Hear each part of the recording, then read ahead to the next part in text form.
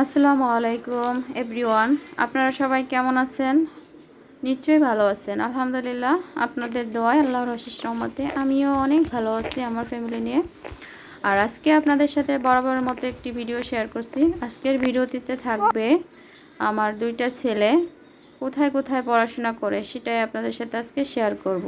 আর একটা বিশেষ কাজে এদিকে আসা, আমার বড় ছেলের স্কুলে একটা সমাবেশের অনুষ্ঠানের আয়োজন করা হয়েছে, এজন্য তাদের টিচার আমাদেরকে ইনভাইট করছে, এজন্য যাওয়া।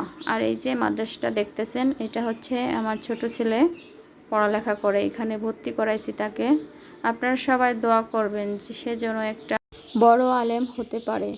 তারা দুটো ভাই যেন বড় হয়ে সমাজের সুপ্রতিষ্ঠিত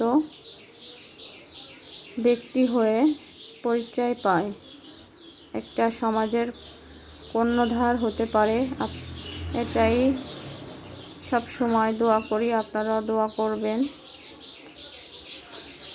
আর স্কুল আর মাদ্রাসা হচ্ছে পাশাপাশি দুটোই, দুই ভাই দুই পাশে পড়ালেখা করে, একজন আরবি একজন বাংলা। দেখা যাক কোন ভাই কি করে, কি করে আল্লাহই ভালো জানে। আর চলে আসলাম স্কুলের ভিতরে। এই যে স্কুলের ভিতরটা, সামনে বড় একটা বিশাল মাঠটা হচ্ছে মাদ্রাসা স্কুল মিলানো। এখানে ছাত্রছাত্রী শিক্ষার্থীরা খেলাধুলা করে। মাঝে মাঝে অভিভাবকদের ডাকা হয় স্কুলে, আর সেজন্যই আসলাম আজকে। এই যে হচ্ছে প্রধান ফটক স্কুলের, এটা হচ্ছে শহীদ মিনার। ও পাশে আমার নতুন একটা স্কুল ঘর তৈরি করেছে, যে এটা হচ্ছে নতুন করেছে। আমি, আমাদের যা এবং আমার শাশুড়ি, চাচি শাশুড়ি একসাথে আসলাম। আর রুমে যে বসলাম, অনেক গরম।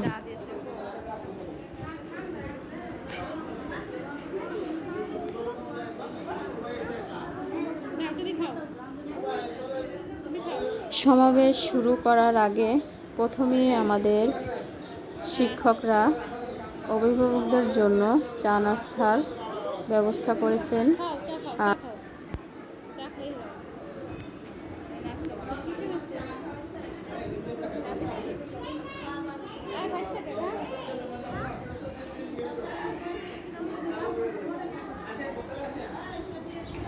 আর এই অনুষ্ঠানের নাম দিয়েছে মা সমাবেশ, অর্থাৎ অভিভাবকের প্রধানের মায়ের কর্তব্য লেখাপড়ার জন্য খুবই জরুরি।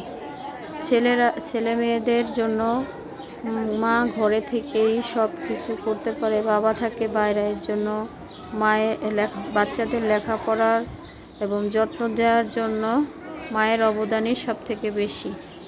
এজন্য মাকেই ডাকা হয় প্রথমে।